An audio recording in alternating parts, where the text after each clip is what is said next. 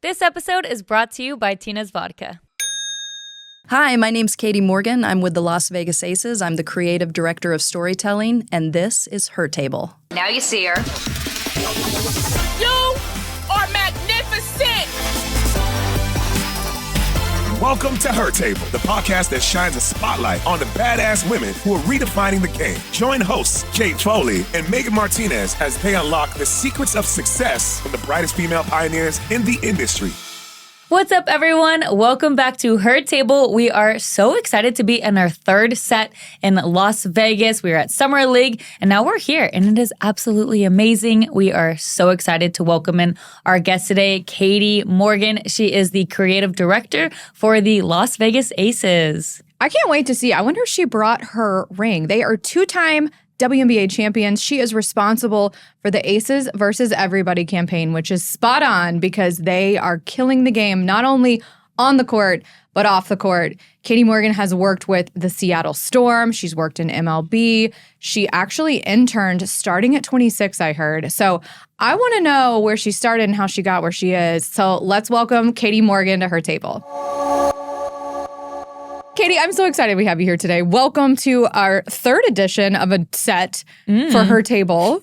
This is a new one. We've been at Las Vegas Summer League for the last 2 days, and now we're here in our new studio set up in Las Vegas. So welcome. Well, first of all, I am so honored to be here. You have no idea what you're doing is just incredible. So I'm really honored to be here. Okay, and I need them to turn the lights down. I need them to do something because this rock on your hand is blinding all of us. So please tell us what this is. Okay, because I need one. Can I get one? Okay, look, I know you want to touch it. Okay, so I do. Listen, this is the back-to-back championship, the world championship ring for the Las Vegas Aces. Oh my God. Mark Davis is the best owner. And not only did he buy the players and the coaching staff this ring, he also bought the entire staff this ring. Like, did you have to insure this? Like, let's just be honest. I went to State Farm and is the security guard outside for you or for this? I need to know. Or is it like let's just say my first one is in a lockbox, and this one I thought I'd bring it to the show just so you could see how amazing that is. This is powerful. It's heavy. Yeah. It's powerful. Yeah. I feel like you could totally knock 4 or 5 teeth out with this if you needed to. Yeah. So this is so beautiful. Yeah, it's really nice touch, and you can see the two championship, the trophies are on the front of it. Do you wear this to like date night? Heck no. Okay, I'm just wondering because that would be super intimidating. I don't ever want to wear it in the street because you have to see this. Yeah, I'm afraid I'd get mugged hell no, right you away. can't wear that in the street. And if you lost it, you would be just devastated. Oh yeah, this is wild. It like fits me perfectly. Like I don't know. Well, I already have one, so you can have that one. All right, I like it. Yeah. She's like, listen here, Megan, give it back. Can't wait to incredible. see this. I know. How inspiring too for like young women to see that like you too can. As Megan bangs it against the microphone because I'm like breaking this. I'm it's a shirt. Just fell out. Wait a minute. Okay. You just need to keep this a couple. This is incredible though, but that's amazing, and that's a good start too. Yeah. Well, while you're here today. Well, and what's crazy, I've been in sports my entire life. Thank you. I'm going to put this back in my pocket. Well, I started playing softball as a very young girl, but then after I graduated from college, I've been in sports my entire life. I mean, I've been surrounded around with it, and my father was a Hall of Fame baseball coach. My brother played collegiate golf, and my mom taught physical education. So it was kind of in the stars for me. But I mean, I've been on so many teams and I've never won a ring. And then I come to Vegas and I've won 2 back-to-back rings. That's called destiny. That is destiny. Divine intervention from whatever God you believe in. Yeah, absolutely. I love it. We had a guest yesterday on that was talking about angel numbers because she got a tattoo. It was like 222. And I was like, okay, what is this? And she goes, it just means you're exactly where you're supposed to be in this exact moment of time. And you have to trust that. Yeah. How incredible is that for you to have been through so much in your career to then be where you are? Did you ever have moments where you were like, what am I doing and why?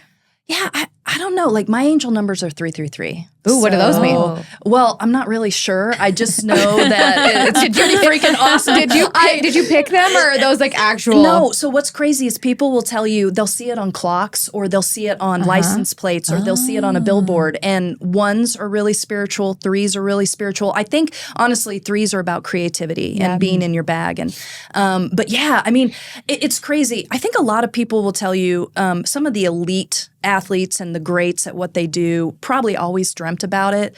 But for me, I just was kind of like, oh, that's fun. I think I'll do that. Or I just kind of go where someone tells me, like I was telling Megan earlier, how I got into sports is so incredibly cool. So I played at KU as a softball player, as a shortstop, graduated from there, went to University of Alabama, was kind of a grad assistant coach manager for Pat Murphy.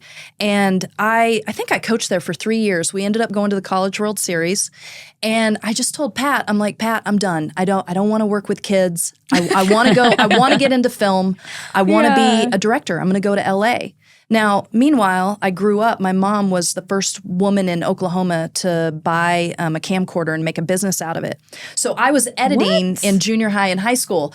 I would take the Barbara Walters specials and I would edit Barbara out. And I would edit myself asking the questions to like a Julia Roberts or a Mel Gibson. I need to see these clips. Can you please text them to us? Because that's amazing. They were amazing. So when I went to KU, I wanted to be in sports broadcasting. They didn't have that. They had theater. So I chose education. So fast forward, Pat Murphy was like, listen, Katie, you're never going to make it in LA.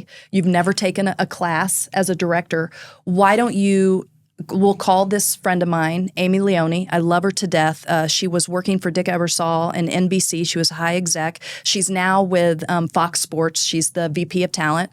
And she was incredible. I nannied for her. I love her children, Jay and Claire. And during the weekends, she got me a job at NBC Sports Weekend Update with Ahmad Rashad and Hannah Storm. And that's kind of how I started my career. So it was pretty incredible. So it was just kind of, I led wherever the connection was. Yeah. And, sometimes it's like, I bet both of you, when, you don't even have to put a resume out at this point. Like, it's just the work that you've done. People talk about you and you just get passed around like, this is like one of the most amazing people. You need to work with this person, right? Yeah. It's interesting because now we're seeing the uptrend, right? At a lot of universities. There are classes to be a film director. There's classes to be a specific agent. There's classes to be on-air talent. Before, it was just all very generic. Yeah. And so now you're seeing the sports world shift and really allow people to get that experience. Because I'm a big believer in experience, whether it's good or bad, big or small. Experience is really what is going to get you the correct opportunities, not did I take the right class? Did I graduate with 5.6 GPA? Like what it is, are you a people person? Some people are, some people aren't. And the world, and especially in sports, all of them are needed. Yeah. It's just trying to find how to get there. You said you majored in education. Yeah. Which is fantastic. I mean, I majored in kinesiology. Like, what are we but it wasn't available. And now that it is, and I say to all these young people all the time, you have so many more opportunities in front of you than I had. Yeah. Take them. Use them. Try them. What would you say to like the young girls that are hearing your story here, right? I majored in education. I opened the doors. I didn't look for the door to open. I just kept walking through them as they opened is what your story kind of really sounds like. Yeah. Well, I mean, and it's also, like you said, there's so many more opportunities. Yeah. I mean, we're talking, I graduated in 96 from college. I left Alabama 2000. I mean, I started at 26 years of age as an intern for NBC Sports. I mean, do you know how old that is? Yeah. I mean, that's crazy. Yeah. And so when young women and men come to me and they say, hey, I want to be in sports business, what's going to make me stand out? I know this sounds crazy, but the first thing I say is, are you dating someone? I say that because when you get into this business, you have to make a lot of sacrifice. You're working weekends, you're working nights. Maybe you have 3 hours a day for yourself, and then you have to give to someone else. Yeah. So I always say, how important is your relationship? Because that person is going to have to love you unconditionally. They're going to have to support you. They're going to have to want you to win and be your greatest. And I've lost a lot of partners through sports just because, and then once someone says, I want you to follow your dream, I want you to love your passion, then as a person doing that, you can then give back more to that person. Like you want to give because it's like, so you get it. You're like, you get it. Thank you. Yeah. And then the other thing I say is, are you willing to be the first one in the doors and the last one out? Because people want to see that you're loyal, that you're responsible, and that you care. And that was a good 3 years of my career was just always showing that I'm going to show up on time, I'm going to do my job, and I'm going to be here, and I'm going to see it through. That's really all it is, really. And then about connections, and I was talking about manifestation. Yeah. Like I manifest so much. It's the law of attraction. I go into everything that I do and I say, I'm going to kill this.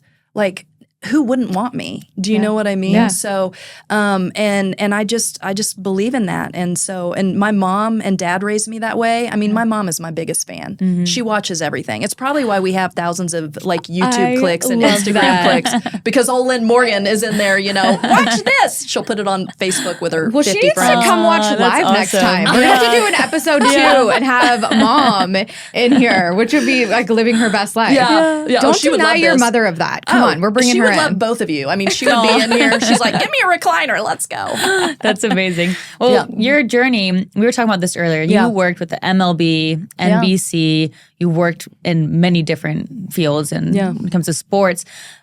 Now you're working MLB that's male dominated, even like the Olympics. I mean, it just has that male dominated like connotation with like in sports in general. But now you've shifted to the WNBA and you're working with a women's organization. Yeah. How have you seen the difference in leadership? Just pretty much in anything. Is there a huge difference? Oh, there's such a huge difference. And I'm so glad you asked that because back in the day when I was coming into a male-dominated field, I felt like I always had to apologize. I don't know why, but I was always saying I was sorry for some reason. And then also I felt like I had to speak my voice. If I had an idea, I had to say it 4 or 5 times before it registered. And, I also felt like at MLB, if I wasn't playing pickup basketball with the executive director, then I wasn't going to leapfrog. I had so many young guys that came in that leapfrogged me, even though I knew I was more talented, right? And now you come into this world where there are so many women in power. And I it's like WNBA, I hear about all these women that played the alumni and how they're pioneers. And they put the league on their back so now a Caitlin Clark and Angel Reese can benefit from this. And it's kind of like the women of my age, what we did, we kind of broke the doors open and allowed women to have these opportunities. So, and another great thing that I want to point out which I really love working for the Las Vegas Aces is that not only do we have women in power, but we brought back our alumni. So Jennifer Azzi is Chief Business of Development. Natalie Williams is our General Manager. Natalie Williams was an Olympian. Basketball Olympian. She's Hall of Famer. She played with our Utah Stars franchise. Jennifer Azzi, an Olympian, won, a championship at Stanford. She was with our Utah and our San Antonio Stars franchise. So it's really awesome just to see that. I mean, it's important because who knows the W better than the alumni that built it? Well, I think that's the culture shift generally in sports right now is everybody's getting younger. I think we've learned throughout the show so much of is it naivete? Like we're just naivete about the W and the rules. Like they have to go to school for so many years. In the NBA, you can be 18 years old and go in, but for women, it's still different. For you at the Aces, one of the really cool things I love about your job that's just would be my dream. I love storytelling because all of these people are people. Yeah. And who are they? And we've seen lately the shift that has gone on in being able to express yourself as you walk in to arenas. And we've seen it on the male side of things. I mean, there's so much content of like, here's the hockey team, here's the baseball team. Now we're seeing the WNBA fits get the justice they deserve. And I think it's so special because they're not just an athlete. They're a person and they bring their kids and it becomes this thing. Why do you think that shift is starting to take hold? I mean, it's from a franchise, it's booming, but globally, people are paying attention to that. Yeah, I think it's just we have media now. We have television. We have an audience that loves these women and want to pour their time into them. And, you know, this is not like all of a sudden we have tunnel fits. I mean, this has been happening in the late 90s, early 2000s. We've had a lot of WNBA players who have now become fashion stylists. Yep. And I think right now, because there's such a big eye on this, you're also seeing women who care about other women, and they're like, man, you should not only play good, you should look good. Yep. So, you know, let's find you a stylist. And what's so great about these tunnel fits is that you're seeing everybody's personality. Yep. And our team has the biggest personalities, right? So many. And, yeah, so many. So we've got a couple stylists for the teams, but one, I'm going to go interview her after this, Amadi Brooks. She's a stylist for Asia Wilson, Sydney Colson, and Jackie Young. And what's so great about that, you're talking about 3 totally different personalities. And she fits them so great. I mean, it's just, it's amazing. And she also went on Asia Wilson's book tour for Dear Black Girls, so and Time Magazine and the White House, you know, so you get all these different flavors and colors, and it's just great. I love it. And I love the fact that it's always women supporting other women. The fact that she's a woman stylist and she's going out and helping these WNBA players look good, feel good. We love that. Yeah. Now, when it comes to the WNBA, what have you seen when you're, you know, when you're working with them and you're looking at Angel Reese, you're looking at Caitlin Clark? Where have you seen the difference from where it is today compared to 5-10 years ago, and where do you see it heading in like the next 10 years? Yeah, well, oh God, this is, you know, Caitlin Clark, boy, the media has ran with her, and I honestly, she's amazing. And what she has done, I think my takeaway from Angel Reese and Caitlin Clark, but specifically Caitlin, is that she has brought a whole set of eyeballs, like a whole set of new fans. We're having sellout crowds. I mean, that's amazing. We call it the Caitlin Clark effect. You know, she's got pajamas now. I mean, it's crazy. But the beautiful thing about Caitlin Clark, and I don't want anybody to get this twisted, because the ladies that play in the W are very grateful to Caitlin. I have not heard one person say, oh, that Caitlin Clark, you know, the way that the media is portraying that. Yes. It is a clickbait type of thing, but people are really glad that she's here. But the thing about Caitlin that I love so much is that the features that I tell, like, first of all, Kate Martin is a thing too. I mean, everybody is all about Kate Martin because she's Iowa, you know, Caitlin's best friend. But I'll go onto YouTube and I'll read some of the comments, and they're like, I came here because of Caitlin, but now I'm a Jackie Young fan. And that is it. That is what Caitlin Clark is doing, because everybody that Caitlin Clark plays, they're also, the fans will see the players on the other team, and they're like, oh, wow, Asia Wilson. Yeah. Oh, yeah, she's an MVP. Yeah.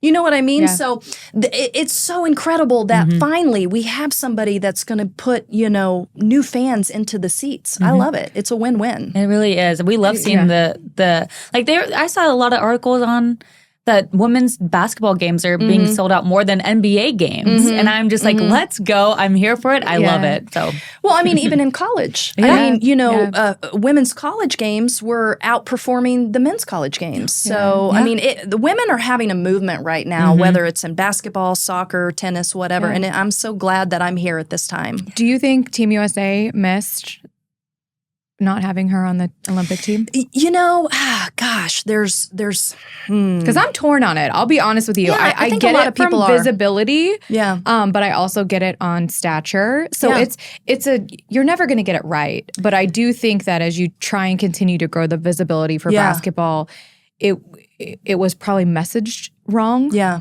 I would have probably chosen a different path of how to message why she wasn't on it, or a way we could include her. Yeah. Or anyone else. But I think not having anything turned people like, well, we're not going to watch them. Because the goal is to get viewership. The goal is to get fans and engagement, and you're taking something off, you know, for whatever their choice was. I don't know. So I'm torn. I want to get your take on well, if you think about it, people are always going to watch the Olympics. Yeah. And we're probably going to win the gold. I mean, I just, you know, we've done it 7 times, I believe. And, you know, we have a great opportunity to do that again. And so I don't necessarily know if we need, like, we're dying for viewership. But if you take it from this perspective, Caitlin Clark is going to have a very long career in the W. Yeah. She's going to make many Olympic teams. Yeah. I believe, and this is just my opinion, that USA basketball is built on loyalty and paying your dues. I agree with you. So I do believe that is why they didn't take Caitlin. And I mean, Caitlin, she's doing incredible things. I mean, she's breaking records. She's finding her rhythm. The team is starting to win and gel, and that's wonderful. But I also think she needs a break. I think it would be nice for her to have a time to spend with the team and just practice and stuff like that. But I mean, I don't know. It's a win. I mean, you don't. Yeah, you're not going to win. You can't. You really can't speak upon this. Yeah, because you get both sides. You understand. Yeah. I mean, well, people are going to be like, okay, she's on the team, and then why isn't she playing enough? Like the way social media can either be a positive impact or a negative impact really is the finest line in the sand, because it can go off one deep end or off another deep end. And I think the neutral deep end is we're going to do nothing and not, you know what I mean, and not pick a side. Yeah. And it is what it is. I want to talk to you about the content you're creating. Yeah. Because I think it's so special. And you guys really at the Aces are setting the bar of content. Not only is that a testament to you and the vision and storytelling, it's also a testament to the women on that team that allow themselves to be vulnerable and trust you to tell that story. Yeah. How are you driving that within the organization? Oh my gosh. Well, first of all, I just have to give a big shout out to our creative and social team. Chris, he's our VP of social, and he has just knocked it out of the park. And he's been doing this since 2018. And I believe with myself coming in, and I have a team, I have a creative producer and a media coordinator, cinematographer, and he also has a team. But that team evolved because the two of us working together. I think iron sharpens iron, and I think we bring the best out of each other. But creatively, I just feel like storytelling, that is the key. That is the key to viewership. I think Caitlin Clark has brought in a lot of people. Now, how do we keep them? Right. And that is storytelling. And I will tell you, Chris did a really great job of showcasing Sydney Colson. She's a veteran. She is funny. She has her own show with Teresa Plaisance. It's called the Sid and TP Show. All of that came about because Chris knew trends. He knew how to showcase her, because Sydney's been doing this on every team she's been on in the W. It's just now she has a platform and she has a viewership. And so then when you start getting all these fans because we're winning and they love the personalities on our team, we have to storytell, because we want the fans to feel like they know these players, that they connect with them, they root for them. I mean, that's what I learned from NBC. I mean, you go into the Olympics, you don't know any of the players. Right. They do the vignettes, and now you're a fan of somebody. You have someone to root for. Yep. So, and last year it was about telling their origin stories. This year it's going in deeper. It's behind the scenes of basketball. And I did a really great feature on Asia. It was her Dear Black Girls feature. And it really just showcased, how special she is and why she wrote the book and how important it was for a Black woman to write a book in a WNBA league that is 80%, 90% Black and brown faces. And for most of the girls young Black girls to see that, you can be whatever you want to be. Like you said, if you can see her, you can be her. 100%. And I did, before the season started, I did a 1-hour documentary called Aces versus Everybody. Yes. I mean, last year was incredible. The first year we won it was really great. But the second year, the fact of all the drama that happened with Becky Hammond's suspension to losing one of our players, or a couple of our players to injury.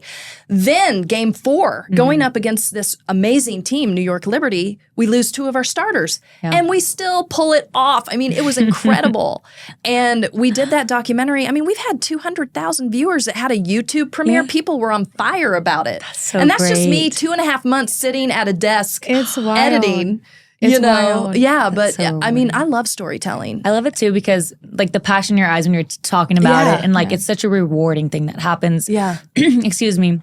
But for you, what do you think is the biggest challenge of being in your role? Yeah. Because I think there's only you. Like, you're the only one in the WNBA, right? As a creative director? Yeah. So I'm the only full-time staff storyteller. And I have 2 great people that work with me, Tavion Carter and Amber Del Rio. We actually, Amber we got from Chicago Sky. Tavion, he was a grad student from UNLV. And they are just, I mean, it's honestly, would I love to have 10 people on staff? Of course, but this is the WNBA. We do not have the resources for it. But I think the biggest challenge for me when I came here, the players are torn. They're taken in different directions. They're dealing with their agent. They're dealing with sponsorship. They're doing Zoom interviews. They're, all these things. So it's really hard. When I came in, nobody was doing this, to sit them down and say, I need 45 minutes of your time.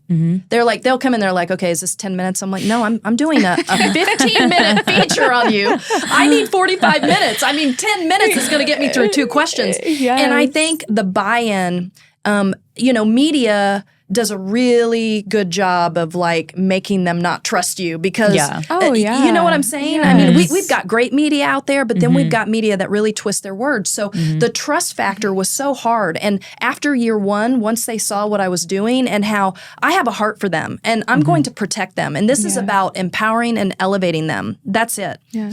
Once they saw that, they were like, oh, you need me for an hour? I mean, Asia will sit down with us for an hour and a half just to do an interview. And I mean, talk about, that's a woman who does not have a lot of time. Yeah. So I think it was just the trust and the buy-in that was. But another thing that's hard is just getting them all to sit down and have time for them. I mean, they're on the road, they're tired, and then kind of in my head, I learned this from Major League Baseball. I kind of know what I'm going to do for the entire year. So I will bring in everybody and interview them on like 10 different topics. And then I don't ever have to sit them down again. Yeah. Smart. And I think they appreciate that too, because I'm not constantly pulling them in. So Well, I think it's about educating them too about the process. That's one of the things that especially for me from the agent side, is getting them to understand there's the game of basketball and the business of basketball. Exactly. And they are not one and the same, but they both they're codependent. Yeah. One cannot survive without the other.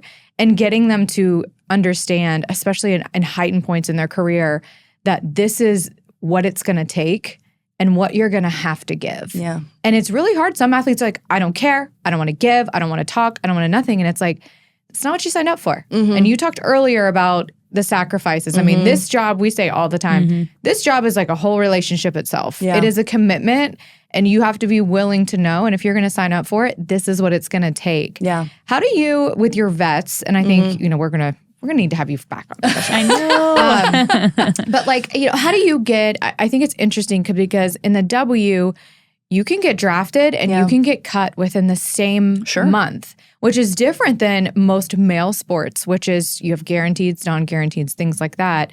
How do you find the culture really embrace these rookies and immediately, because you're trying to pump content in 2 weeks, not in 4 months or 5 months, right? So you have to really quick gain their trust, create the content, kick it out to then gather the fan to follow along for the season. Yeah. How do you manage and navigate that, not knowing who your content is going to be with until 2 weeks before? Like, do you just lose your mind? I would just be like, oh my God, I don't know what to do. It's so tough because we bring in, I don't know, like 16, 17 players, and there's only room for 11 or 12 players. So it's kind of like Russian roulette. So what I do is I just interview all the players, like the vets and the coaches, about our rookies and whoever, and I'll act as if every one of them are staying. I'll reach out to their college. I'll get the WNBA draft. I'll get all that footage so we're ready to go. And there were a couple players that I had so much great footage on and I couldn't wait to tell the story, but then they're let go. And it's heartbreaking and you wish them the best because, and I think that's why the expansion is so important. We have to have expansion of the league because we've got all these talented players. But Kate Martin, she stayed. She was one of the rookies that made it. And we had such a fun time. And what's amazing is that everybody in a feature, like people will say, where's Kate Martin? It's like, well, this is a feature about Kia Stokes rehab, so I don't think Kate Martin's in this. Or, like they watch the Aces versus Everybody documentary and they're like, why didn't we see Kate Martin? Well, Kate was still playing at Iowa. Yeah, so, she wasn't here the yet. fans are crazy. Kate Martin. But so you just go ahead and you do the extra work. Yeah. And then whoever stays, you're like, this is great and we're going to go with it. And, but yeah, we've had plenty of players that come in during the first part of the season and they stay with us for 3 weeks and then we let them go. And it's really sad because you're talking about some of the most amazing, talented, wonderful people. We had a couple players that came in and they're culture builders. They're wonderful players, but we had to let them go. Yeah. Because we want to win a championship, and we have to find the right players that gel and that are going to get us to that three-peat, because I don't know if you've watched any of the league or what's going on. It is hard as hell this year. It's hard in them streets. Oh, my God. I mean, because everybody has, I think the first year, Becky Hammon was like, I knew we were going to win because Becky brought in this new NBA, energy, WNBA energy. It was fast. It was fun. And then the second year, it was harder because teams were being built to beat us. And then the third year, this season, everybody's good. Everybody's coming for you. Everybody's good. Yeah. So I think that's why all the fans were like, what's happening with the Aces? Well, first of all, Chelsea Gray has been out, and this is really exciting. Talk about buy-in. I talked to Chelsea Gray after she was injured, and I said, I want to do a 1-hour documentary on your rehab and coming back onto the court and trying to get the three-peat. And she was like, let's do it. Wow. And so for 6 months, Tavion's been filming her, and I'm about to get on a call with her to talk about getting on the same creative page and what we want to do with this, but it's going to take me about a month and a half to edit. I'm going to shout out Jade Lee English, her agent, because love Jade. I love Jade.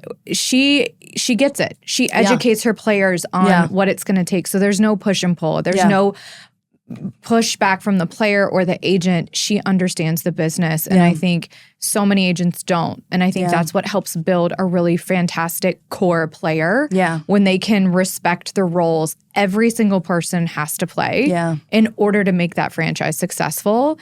And it's a testament to her, not only her love for the game, but her love for her clients and their success on and off the court. Yeah. So I want to ask you a question because we talked about fits, and we're going to have to wrap this episode up. Yeah. Because you got more important things to do than be here in our cool studio. I know. I actually like it. I can stay here forever. She wants to just we're here all day. Come back. I know. Can I take this chair back to the Aces headquarters? Okay.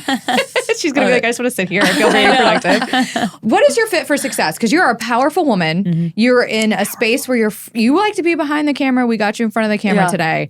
But when you need to walk into somewhere and own a room, because I'm all about presence, energy, you can own something with saying nothing. Yeah. What does that fit look like for you? Well, it's a blazer. I mean, I'm wearing it right now because I just feel like it goes with everything. You can dumb it down. You can fancy it up. Mm-hmm. And I just feel better with a blazer and then like a cute little top underneath or something like that. But I mean, I'm not a very fashion forward person because you said I'm behind the camera, so nobody ever sees me. But the blazer, I mean, You mean business. When it's on, business. When you get the hoodie on, what happens?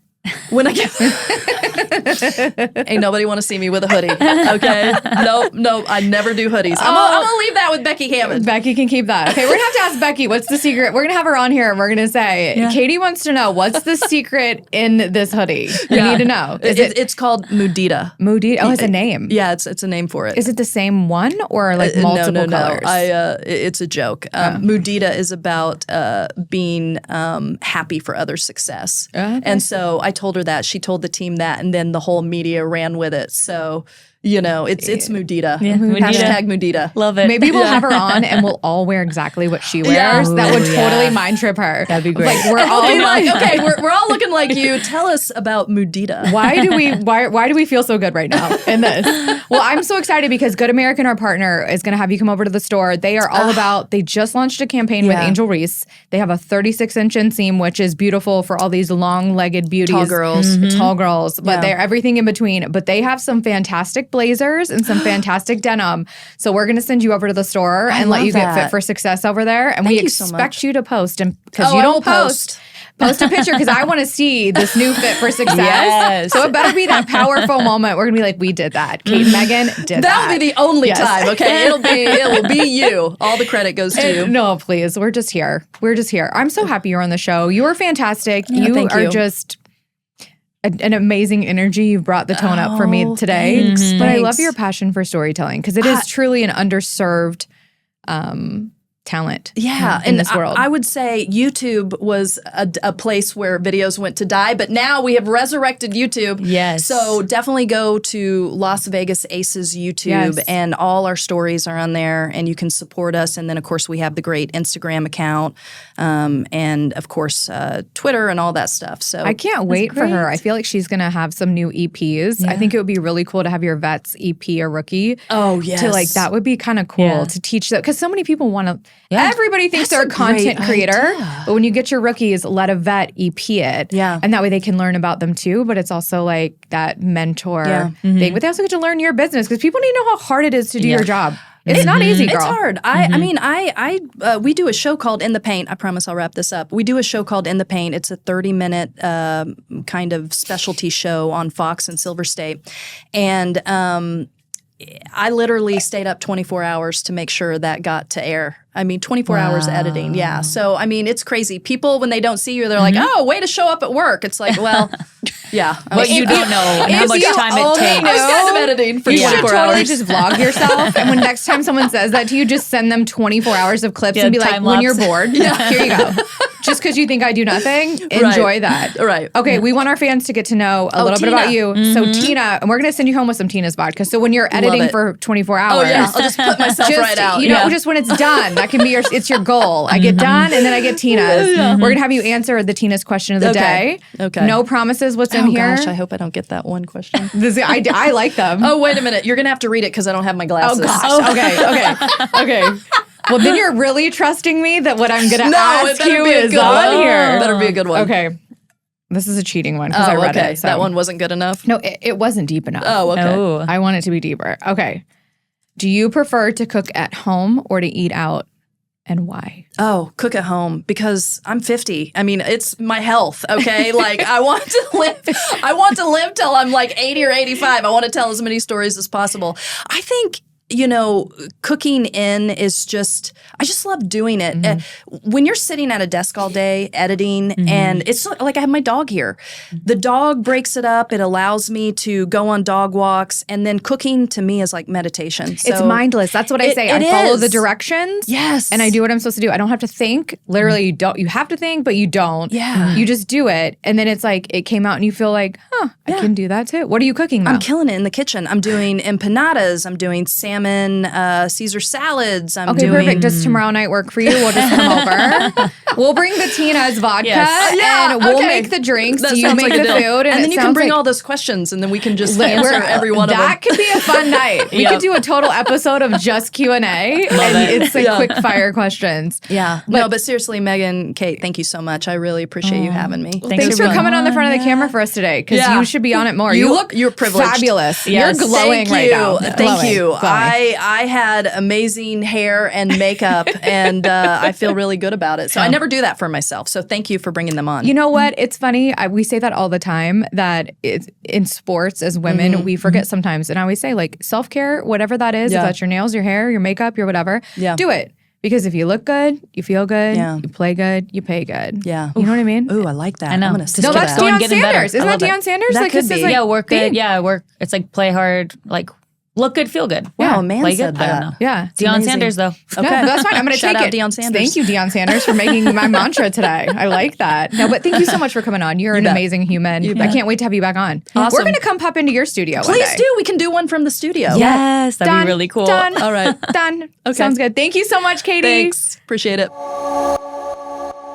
Okay, I loved having Katie Morgan on the show today. She is literally probably the easiest person to talk to. I know. It's funny because she's always behind the camera. So she was like, I almost didn't do the show because I don't want to be in front of the camera. And I think we did really good today. I'll give it to ourselves at her table. We made her feel comfortable. This setup is phenomenal. It really is. I mean, pink walls. Like, who can write that story? No. That's a shout out our producer, Scotty, today. Like, he's killing the game. Scotty's the best. She was so comfortable here. And that's so cool that, from being behind the camera to being on camera, how great of a job she did. And it was really, really fascinating hearing her story, how she started at 26 as an intern at NBC. Because even when you're at that age, you're like, I don't want to be an intern. Like, I'm already past that. And the fact that she's like, oh, I'll go be an intern at 26 and go and look at her now. I mean, it's absolutely amazing. She's the only full-time employee in the WNBA that is just a creative director. But it's funny because the Aces to me are really driving the industry as far as content and access and storytelling. And just listening to her talk about how much time and energy she puts into preparation for that storytelling was amazing. And by the way, I was blinded by her ring. Like, you guys, this is no joke. The thing weighs like 2 pounds. Like, it has to be insured. It's enormous. That was huge. I was intimidated holding it. Like, thank God you didn't hurt it with a mic. I know. God. I literally was like, was there a diamond that fell? There were so many diamonds on the ring. I don't think I've ever seen anything like it. I know. But that's so cool, too. It speaks to the ownership, right, of that team, that they want to make sure everybody feels a part of that winning culture and why I think they're becoming so successful. And it was interesting for her to say, Becky Hammon made this team, right? And they won it because Becky built a team. The second year, people were building teams to beat them. And now the teams are built to compete against them. Right. And it's not that easy. And so it's interesting how small little moments in time and methodical chess games actually make a difference 2-3 years now. And it's a testament to like understanding you're going to get where you need to go. You're going to be where you're supposed to be. Just trust the process. But that's her in storytelling. You have to trust the process. You do all these interviews, you don't know why. And then you see this beautiful feature come out. I can't wait to watch the Chelsea Gray feature of her return to play, which is going to be so phenomenal. Or even the fashion one that she's doing today with Aja Wilson and her fashion stylist. It's gonna be really cool. It's just a true testament too of like why this show is so important. Because there's so many women in sports that touch sports in different ways that we don't even recognize. So I love that she gets it too. But she's also she's going to champion for everybody. I think we got her out of behind the camera to the front of the camera. We have a magic touch, Meg. I think we can just get anybody to talk. Yeah, I think so too. She was great. I loved hearing her story. We would be great detectives. We would. Oh, here we go on the true crime again. But we would though. We can get anybody to talk about anything. It's kind of fun. Hey, I would bet on us. Let's go. Next time we're going to solve a crime on this podcast. So stay tuned and see if we can make the flip from women in sports to true crime pod. Ooh. Thank you guys so much for joining. We hope you enjoyed the show today. We are so grateful to our sponsors, Tina's Vodka, Dry Bar, Good American, and Wild Collective. All of them are amazing companies, but they also support women and self-care. I love it. Thank you so much. We'll see you guys next time.